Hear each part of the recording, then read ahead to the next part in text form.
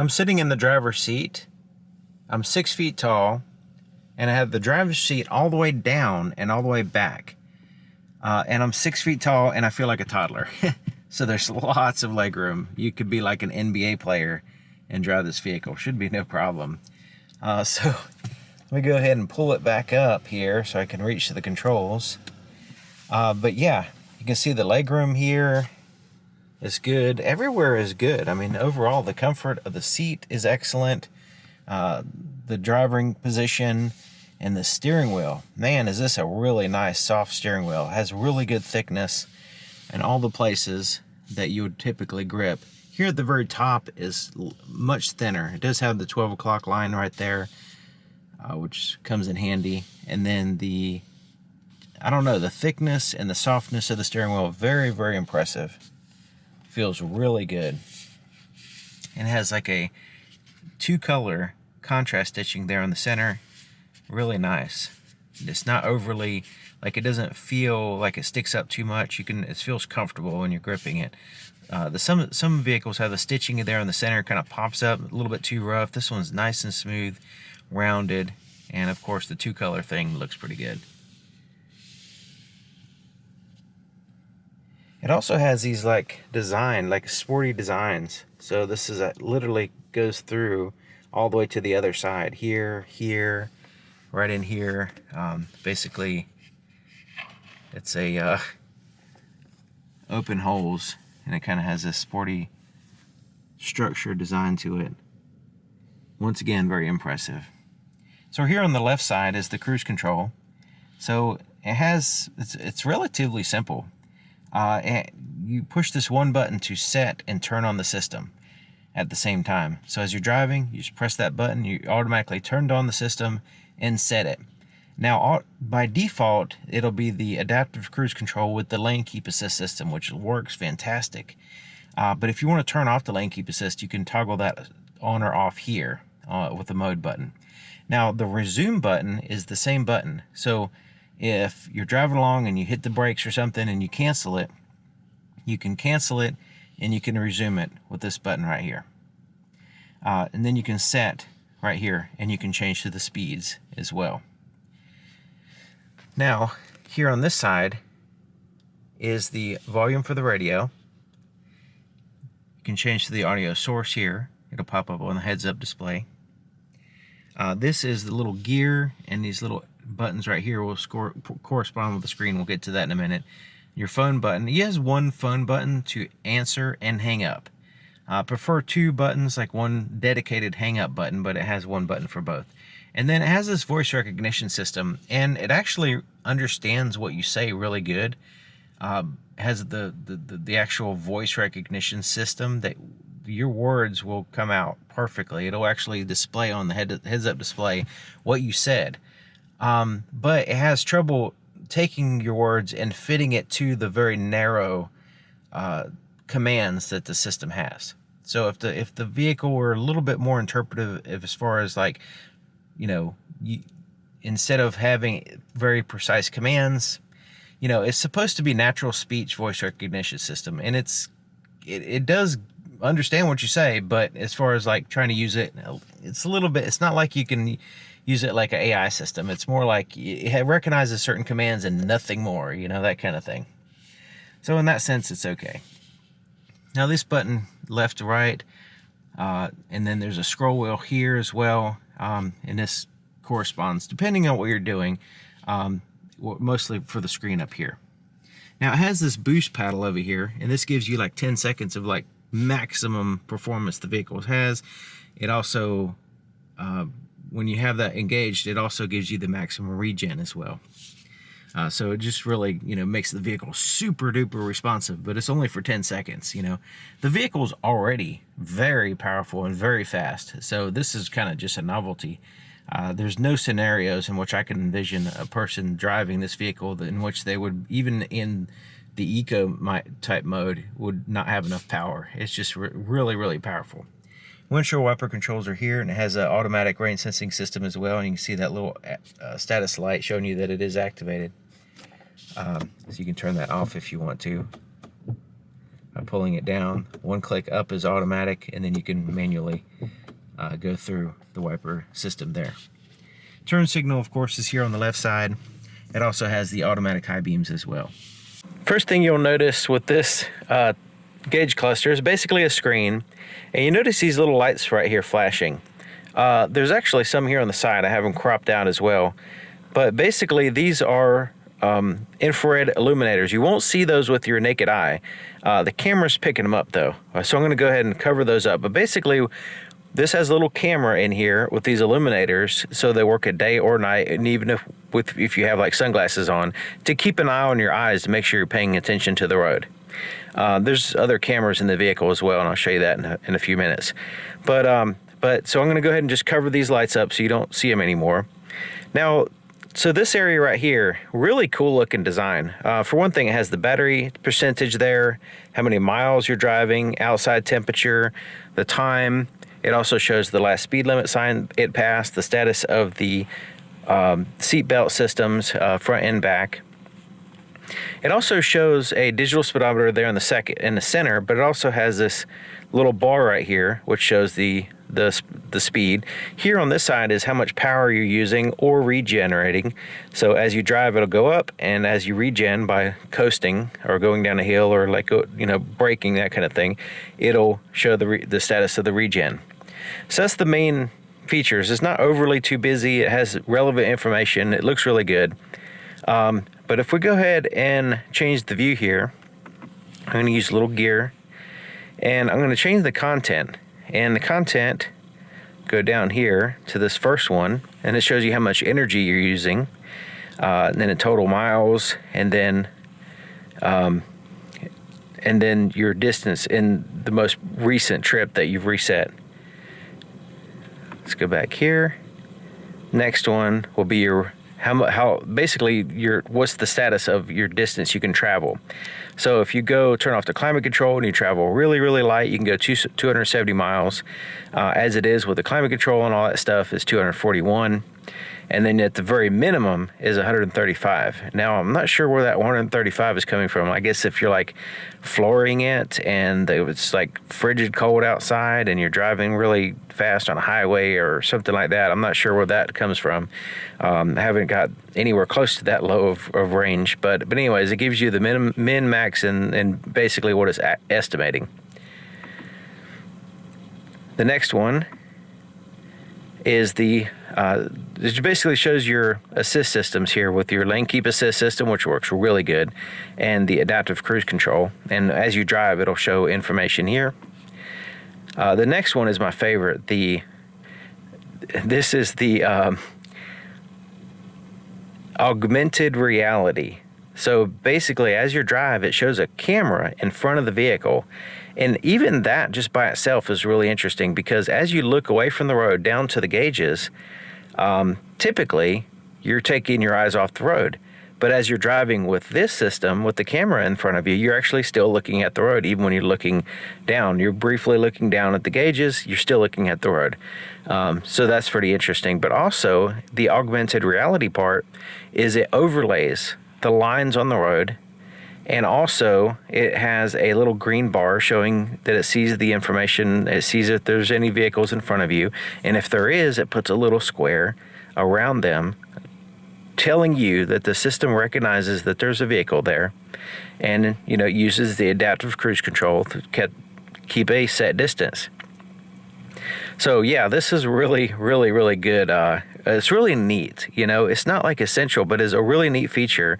I would say that the camera system in the front, just being able to just still see the road is while you look at this screen, while you look down at the gauges, is really, really fantastic. So I really like the augmented reality feature on this vehicle. All right, so the next one will be your basically your navigation. So right now it's just showing a digital compass, but as you drive, if you have a destination set, it will give you relevant information here, turn by turn directions, and it'll wait until it comes up to the next stop, and when you get close to it, it'll say, here's the intersection you need to turn, to relevant information when you need it. Really good. Same thing with the heads-up display. It has that option as well. this would actually show the map. So it shows you, what's on the map, which is great. Sometimes you just need your bearings. You don't necessarily have a destination set, but if you do, this is handy as well. But if you want to keep an eye on the map, see where you're at in relationship to other roads and stuff, you can have this up here. Next one down, this will show your G-forces. Every time you drive, like right now, it's showing my latest drive, what the G-forces were. And so basically, how hard you brake, or your cornering, or your acceleration. So it gives you all those different directions there, the G-forces that the vehicle did in the last drive. The next one will be just whatever your radio is playing. So right now it's showing information about what's playing, and and the status, like a little status bar at the bottom, how long the song is or whatever. If you're on a radio station, that kind of thing will pop up. All right, that's the bottom one.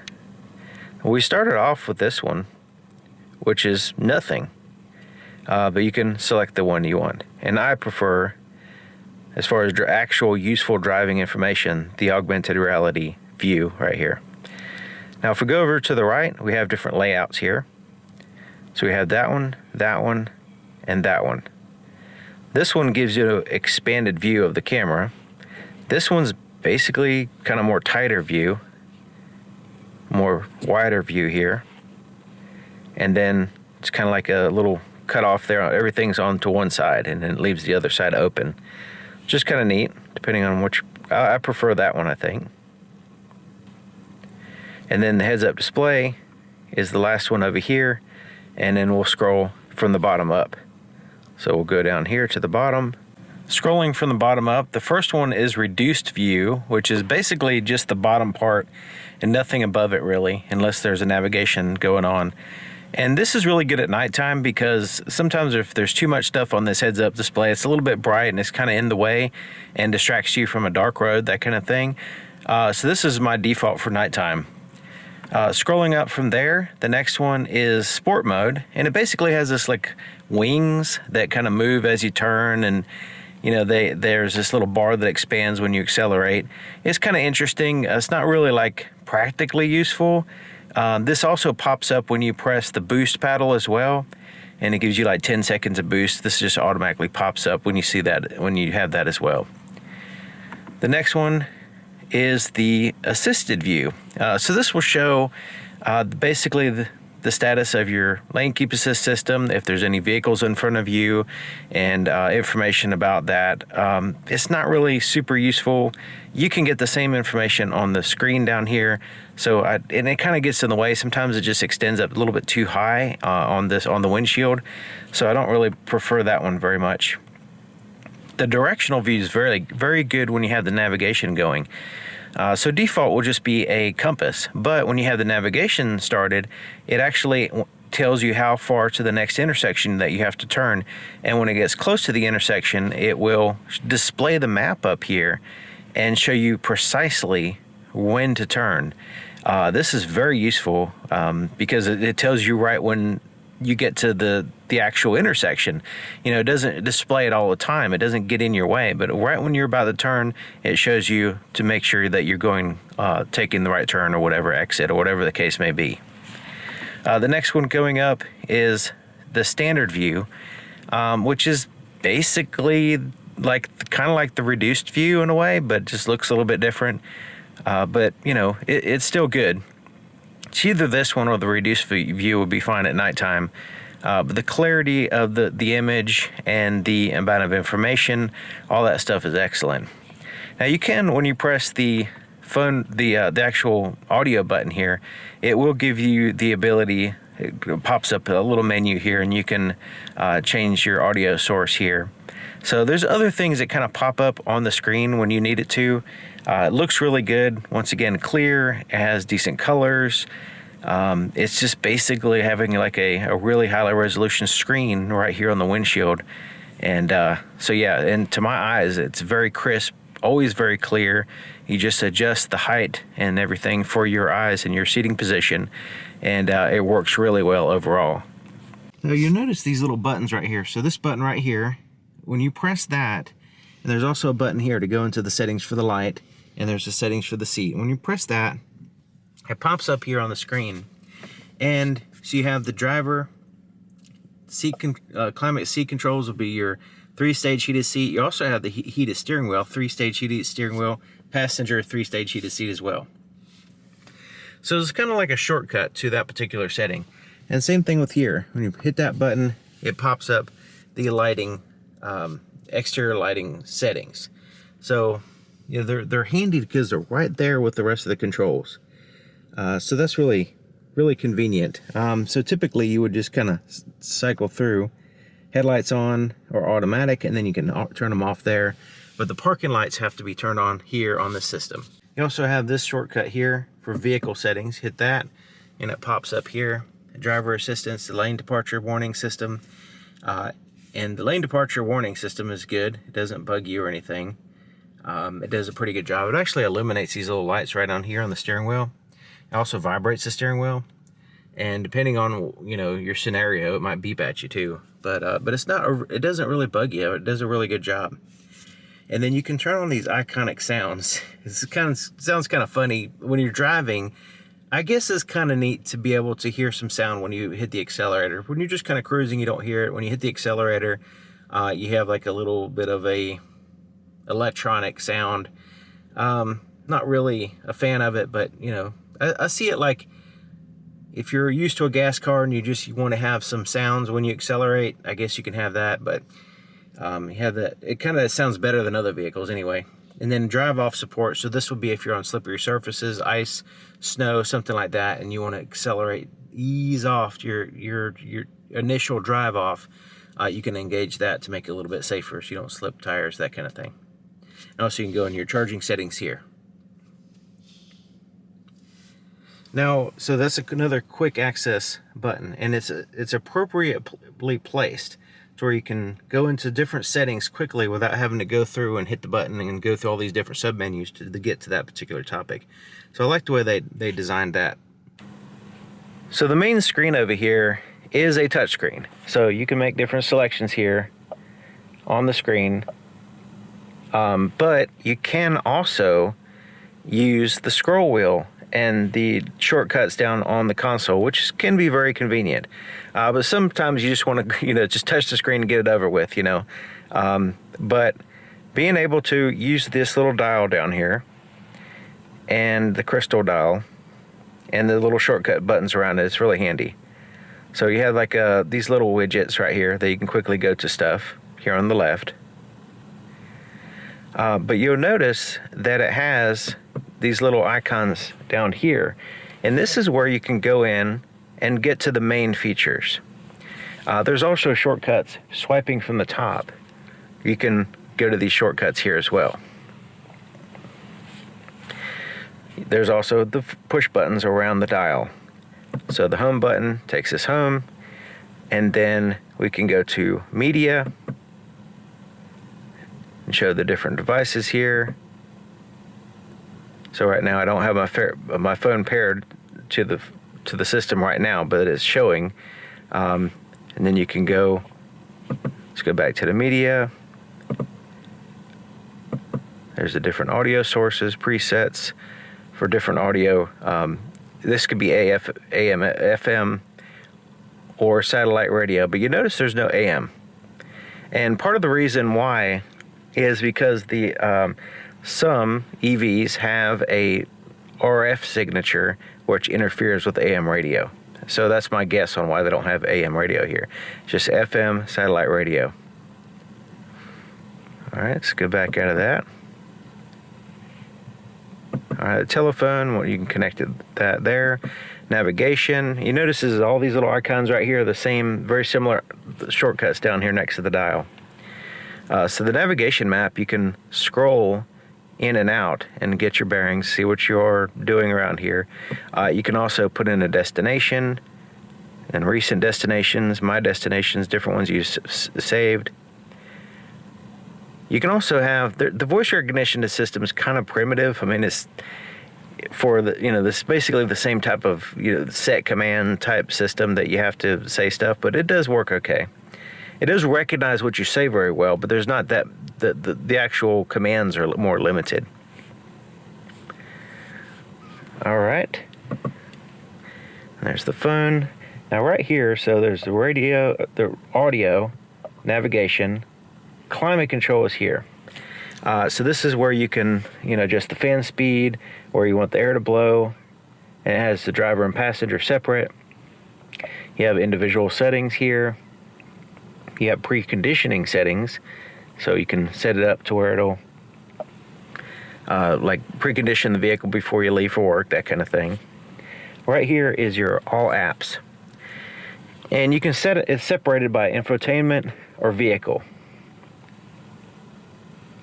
And there's a lot of different things that you can do. And most of this stuff you set it up and you just don't worry about it. Now it does have Apple CarPlay, Android Auto wirelessly if you want to use those apps. But there's very few things in here that you would need to go into after you get it set up for the first time. But if you need to, you know, go in here and say it has the interior lighting for the ambient lighting system, exterior lighting for, say, you know, welcome lights, that kind of stuff. Doors and windows, like, you know, when you lock the doors, do you want it to lock the driver door in every door or just one door, or do you want to automatically unlock, that kind of thing. Under doors and windows settings, you go to comfort access, and if you want the vehicle to just simply unlock when you walk up to the vehicle with the key, or relock when you walk away with the key, you can turn these features on or off here. So you don't necessarily have to use the system on the handle. Also, if you have this set, it basically just makes it to where it hits the unlock button on the key fob, you know, that has that effect. So on the night video, I'll point out that it doesn't have an approach light, but if you set it to unlock, in the process of unlocking, when you walk up to the vehicle, we'll turn on some lights. So that's a way of getting kind of like an approach light when, even though it's not really, but it does have that feature here. The camera system is really well done. So I'm going to push the camera button. This also pops up when you put it in reverse or if the parking sensors detect something. So when we press that button, right now we're seeing the top-down view here. We're also seeing the front view. Since I'm not in reverse, I'm looking, it's showing the front view. And there's different views here. So this is called the panorama view. We go to more, we have the 3D view, which is kind of interesting. It's looking at the vehicle. This has gesture controls, so you can like wave your hand and you know, make it change, but we're just going to push the button here.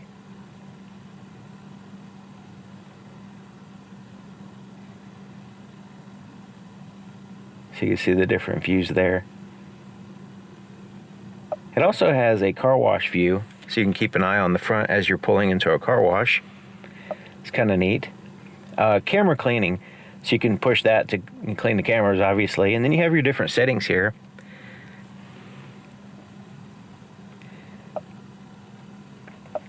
Parking view, assist view, and then there. So I'm going to go ahead and put it in reverse so you can see what happens. So now it shows the backup view, and then it shows the top-down view here. It also has active guidelines, so as I turn the steering wheel, it will show the guidelines move. They're very precise, very nice. You also have different views here, so you can see the right side of the vehicle. And you can see even the status of the brake lights, which is pretty cool. And then you can see that view. Or you can go back to the front view here. And that's the automatic view right there. This one right here shows like cameras inside the vehicle apparently, but when I press the button, nothing happens. So not sure what that is all about.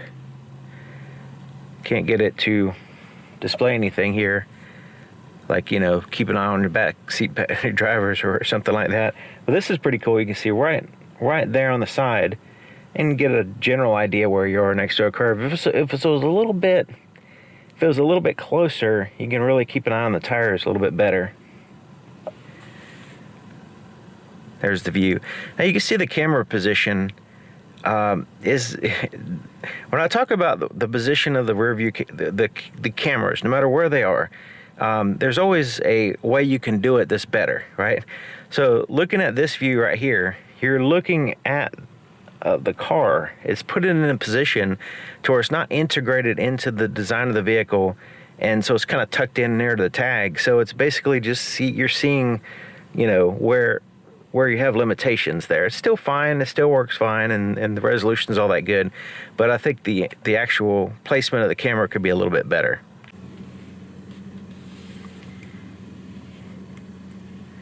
The way the parking sensors work is if you get too close to something, get a little bit closer, a little bit closer. Now you notice it's not beeping at me right now, but it's showing these green blocks right here, letting me know that I'm getting close to something.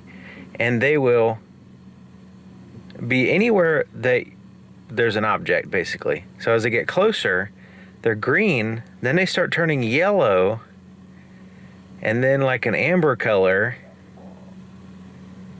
and now it's beeping at me, let me know it's two. Now they're turning red, letting me know I'm getting a little bit too close to the vehicle here. So not only does it have the audio, but it has the visuals here in addition to the camera, and it kind of puts it out there right where to look. In case you're not seeing something, it shows you using the sonar system where it is. Let's go ahead and put it in reverse.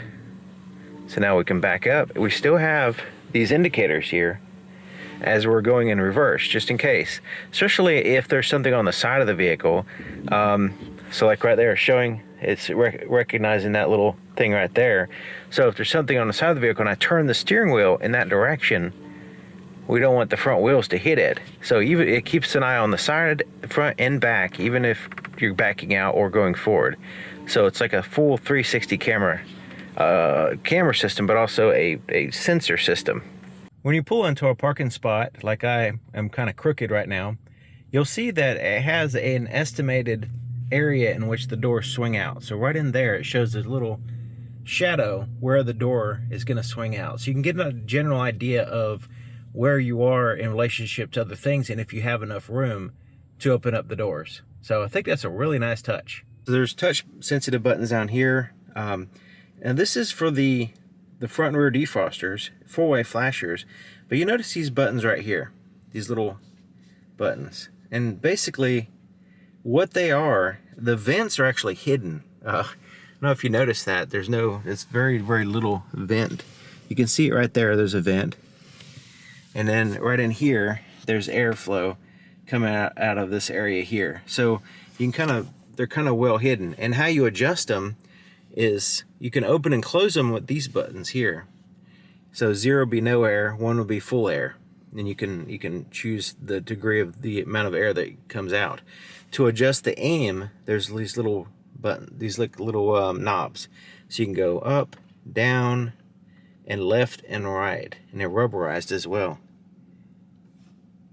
So there's one up here, there's one up here, there's one over there.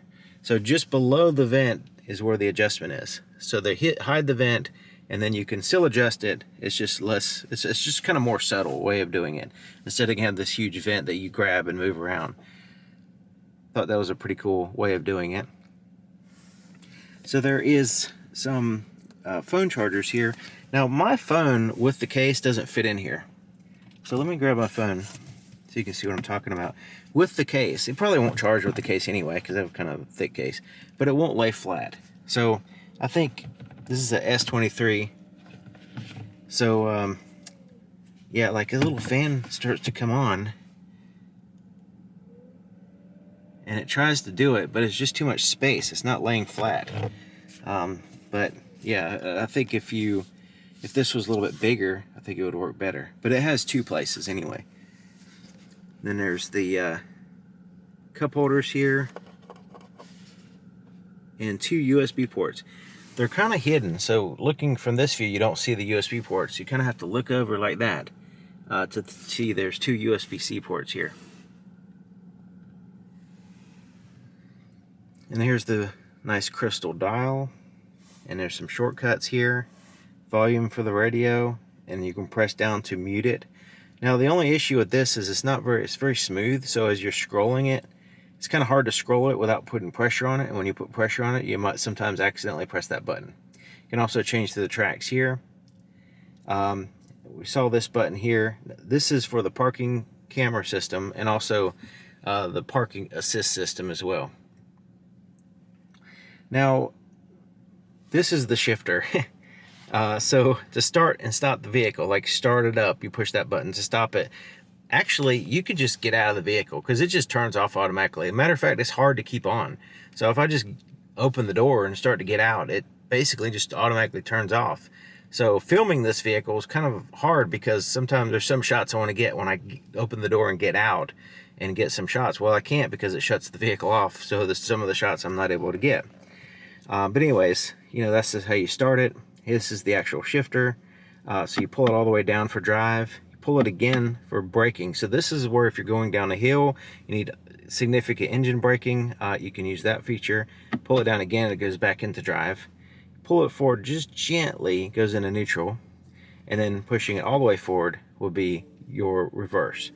And a couple things happen when it's in reverse. The camera system pops up here.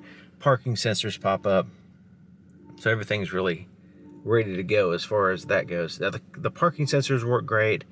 They actually beep at you when there's something there, but it also gives you a visuals here on the screen as well. Really, really good. So yeah, the parking sensors, the camera system works great. You know, everything as far as that goes is excellent. So let's go ahead and put it in park. So that's the park button. So now it's in park. It engages the electronic parking brake, which is the rear wheels. And then there's also auto hold. So if you want the vehicle to hold the brakes when you come to a complete stop, like a stop sign or stoplight or whatever, traffic jam, you can have that on. And when you have that on, it has a little status light and it'll hold the brake for you. You will need to press the accelerator to resume driving though. Okay, so my modes. This is kind of interesting. When we press that button, it has the personal, sport, efficient, expressive, relax, and digital art. And basically, so most of it's aesthetic, but some of it is actually changing the actual drive modes, like like sport mode, that kind of thing. So if we're in personal here, we can hit settings, and we can choose this one to be the very one that we start with. We go to the next one, sport. We go into settings, and we can adjust the drivetrain, driving dynamics, steering, damping, and we can reset everything to default. And you notice that it looks different, you know, like the actual lights turn down here, the ambient lights turn differently. So it's kind of like you can check out this in a night video. So let's go ahead and put it in a sport mode so you see what happens here. Kind of has this red lights, and then it transitioned those lights there, blue to the blue there on the side, and then still red in the middle. And then the screen looks like that. And then we had this view right here. So it gives this ambience of sport, you know. It gives this ambience of sport in addition to the actual sport mode of the performance of the vehicle. Next one is efficient. So this would be like an eco mode. You can see now we have the blue there. We have the blue screen here. Kind of looks like that.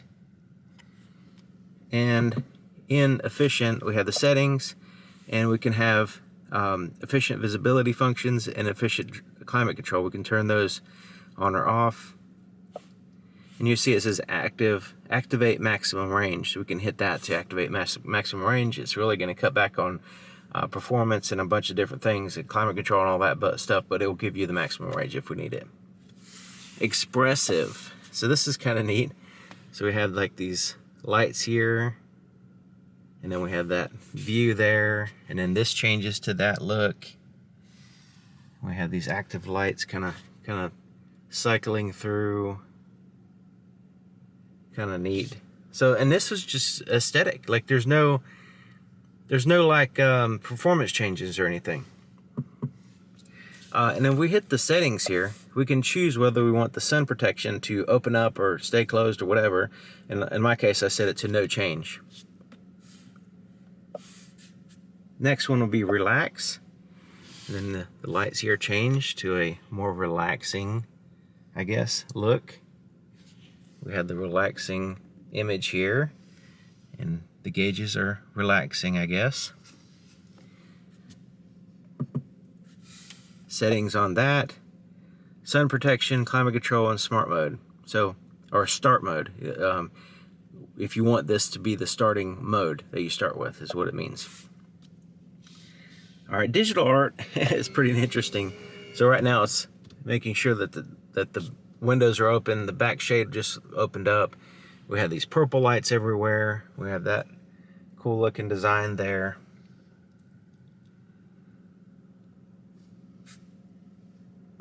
And let's go into the settings, and you can see that there's no option to turn off the shade opening. So it just automatically does that. The shade and the sunroof open up.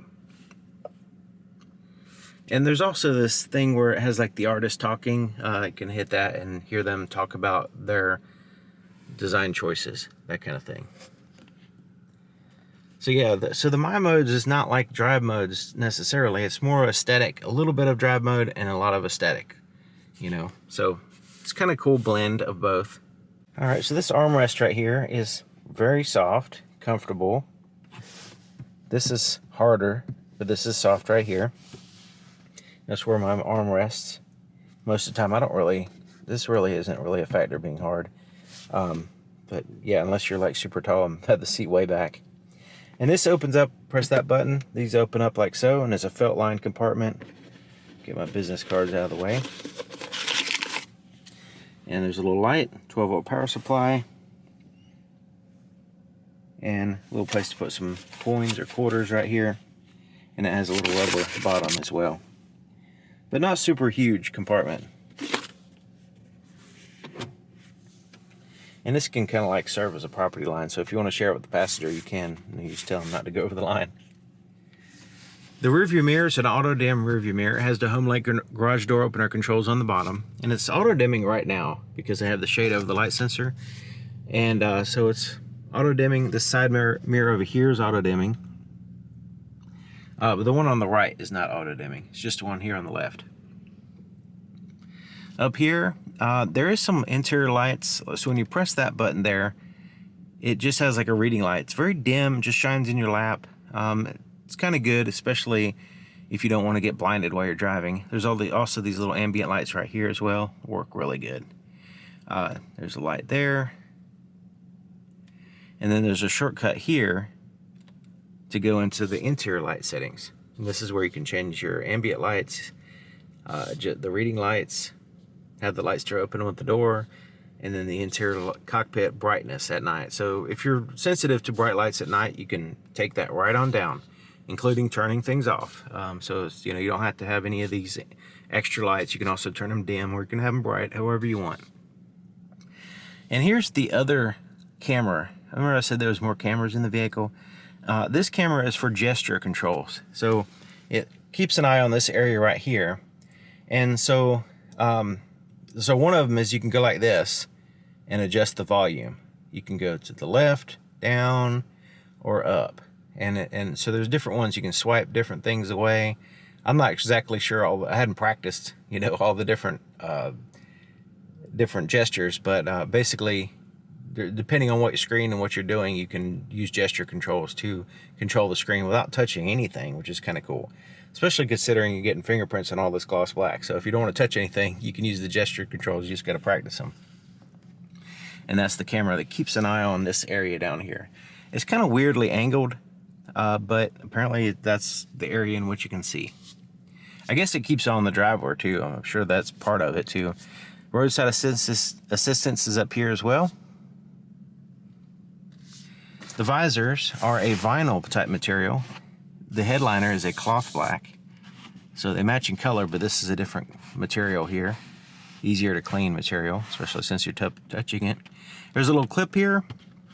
There's a light and a mirror. It's a nice soft light, and it goes from one side to the other. So instead of 2 separate lights, it has 1 bar light there at the top.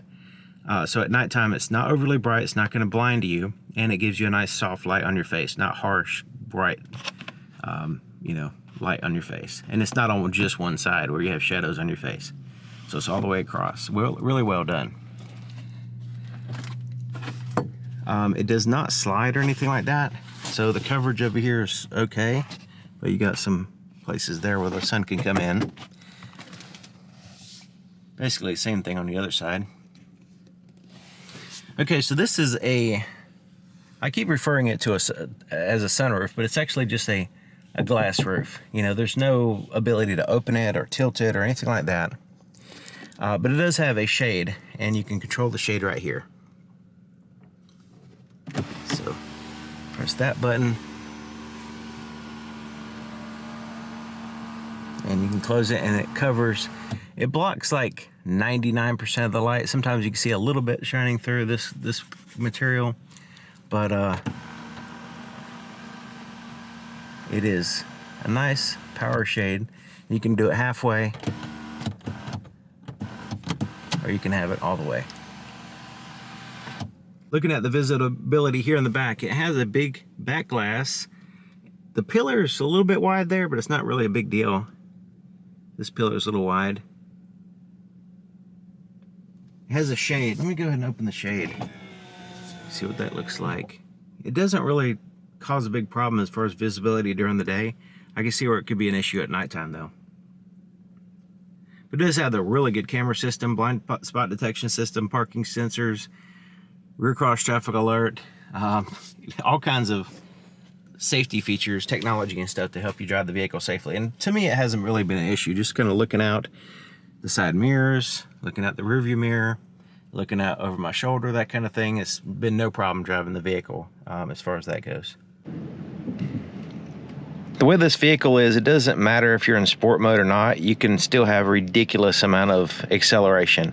It also has this boost paddle here to the left to give you a little bit extra, but it's already ridiculous acceleration. So just to show you what it's like in sport mode.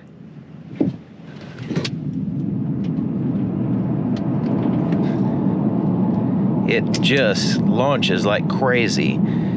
I did some calculations, and basically it can achieve 60 miles an hour within like 160 feet. So it really pins you to your seat. And the boost, when you pull the boost paddle, it's just, it gives you 10 seconds of just ridiculous more responsiveness and you know, just crazy amount of power and acceleration.